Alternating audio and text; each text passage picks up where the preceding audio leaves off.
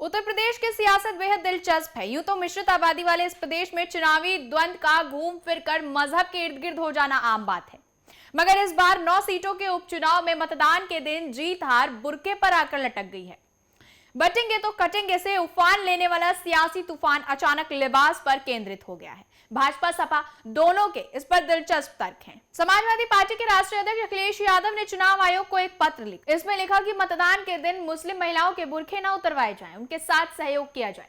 सपा प्रवक्ता फखरुल हसन चांद ने कहा कि 2022 और 2024 चुनाव में कई शिकायतें मिली थी कि हिजाब, घूंघट, नकाब और बुर्का के नाम पर वोटर आईडी चेक करने का काम पुलिस प्रशासन ने किया था, जो कि नियमों के खिलाफ था। इसको लेकर सपा ने चुनाव आयोग को पत्र लिखा। उन्होंने कहा कि पुलिस प्रशासन का जो काम है वो पुलिस प्रशासन करे और चुनाव आयोग का जो काम है वो चुनाव आयोग करे। पुलिस का काम कानून व्यवस्था बनाए रखना है। पुलिसकर्मी नियमों के खिलाफ जाकर वोटर आईडी चेक न करें।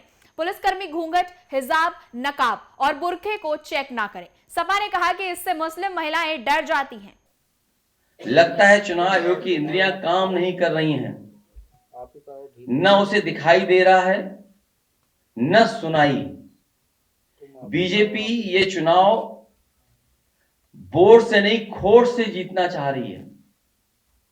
भारतीय जनता पार्टी ये उपचुनाव वोट से नहीं खोट से जीतना चाहती है। भाजपा हार के डर से प्रशासन पर बेईमानी करने का दबाव बना रही है। भारतीय जनता पार्टी हार के डर से पूरे प्रशासन पे दबाव बना रही है कि अधिकारी बेईमानी करें। समाजवादी पार्टी की मांग पर चुनाव आयोग ने भी सभी पुलिस अधिकारियों को इस संबंध में दिशा निर्देश जारी किए हैं। मुख्य निर्वाचन अधिकारी नवदीप रिंडवा ने कहा कि सिर्फ पीठासीन अधिकारी और पोलिंग ऑफिसर प्रथम को ही वोटरों की पहचान करने का अधिकार है।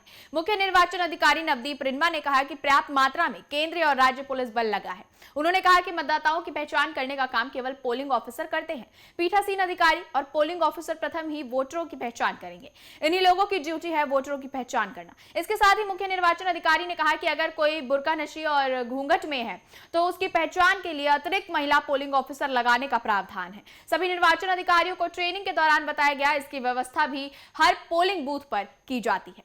हमारे 5 पुलिसकर्मी सस्पेंड हुए प्रदेश में, 2 कानपुर में, 2 मुजफ्फरनगर, 1 मुरादाबाद। और सभी अधिकारियों को ये निर्देश पुनः दिए गए हैं कि सभी वोटर्स जो वोट देने आएंगे उनकी आईडी चेक होगी और उसके बाद इनको वोट देने दिया जाए। और ये आईडी चेकिंग करने का काम पोलिंग स्टेशन के अंदर मतदान कर्मी करेंगे। और बाहर जो पुलिसकर्मी तैनात हैं शांति व्यवस्था के लिए, सुरक्षा व्यवस्था के लिए, उनके द्वारा चेकिंग आदि नहीं की जाएगी। वोट आईडी चेकिंग आदि या उसके आधार पर रोका नहीं जाएगा वोटर्स को। दोबारा सबको बोला गया। और अगर कोई इस तरह के मामले सामने आते हैं और शिकायत आती है, जांच में सही पाई जाती है, तो जरूरी कार्रवाई की जाएगी। और चुनाव आयोग ने इस शिकायत को काफी गंभीरता से लिया। भाजपा ने भी इस मामले में चुनाव आयोग को एक चिट्ठी लिखी। इसमें जोर दिया गया कि पर्दानशी महिलाओं की पहचान सुनिश्चित किए बिना मतदान की अनुमति देना गलत है। भाजपा की ओर से कहा गया कि वोटिंग के समय पर्याप्त महिला कर्मी की तैनाती होनी चाहिए। पर्दानशी महिलाओं और सभी मतदाताओं की पहचान सुनिश्चित कराकर ही मतदान की अनुमति दी जानी चाहिए। पत्र के अनुसार पिछले चुनाव में देखा गया कि पर्दानशी महिलाओं की पहचान सुनिश्चित न करने से कई बार वोट डालने का प्रयास करती रही हैं। आरोप लगाया गया है कि कुछ पुरुष भी बुर्का पहनकर महिलाओं के स्थान पर फर्जी मतदान का प्रयास करते हैं। कई बार ऐसे मतदाताओं को फर्जी मतदान करने से मतदान टीम के द्वारा रोका भी गया है। यदि पर्दानशी महिलाओं की पहचान सुनिश्चित किए बिना मतदान की अनुमति दी जाती है तो फर्जी मतदान होगा। समाजवादी पार्टी के मुखिया अखिलेश यादव जी अपनी पार्टी के गुंडों को नियंत्रित रखना चाहिए, बाकी पुलिस और प्रशासन अपनी कार्रवाई करेंगे। उपचुनाव वाले क्षेत्रों में समाजवादी पार्टी ने बाहर से बुलाकर, जिस प्रकार से अराजक तत्वों को बुलाकर चुनाव को प्रभावित करने की कोशिश की है, वो हम सबके सामने है। जिस प्रकार से बुर्का पहनकर महिलाएं फर्जी वोटिंग कर रही हैं, वो भी कहीं ना कहीं आपके सामने आया। मैनपुरी में सैफई परिवार और अखिलेश यादव के गुंडे फिर से आतंकवाद का माहौल बनाने का प्रयास कर रहे हैं। इसे न सरकार बर्दाश्त करेगी, न भारतीय जनता पार्टी, न उत्तर प्रदेश की महान जनता। इन लोगों का कहना है कि लोगों की आईडी पुलिस चेक ना करे, ऐसा कैसे हो सकता है? फर्जी मतदान। वहीं अखिलेश यादव ने दोपहर 1 बजे के करीब प्रेस कॉन्फ्रेंस कर सवालों की झड़ी लगा दी। सपा अध्यक्ष ने कहा, वोट पड़ने के साथ ही शिकायत आना शुरू हो गई और हम लोगों ने चुनाव आयोग से शिकायतें लगातार भेजी, लेकिन लगता है कि चुनाव आयोग को कुछ दिखाई नहीं दे रहा, उसकी इंद्रियां काम नहीं कर रही हैं। भाजपा हार के डर से प्रशासन पर दबाव बना रही है। अखिलेश यादव ने मतदाता से अपील की कि वो वोट डालने जाएं, डरे नहीं और डटे रहे।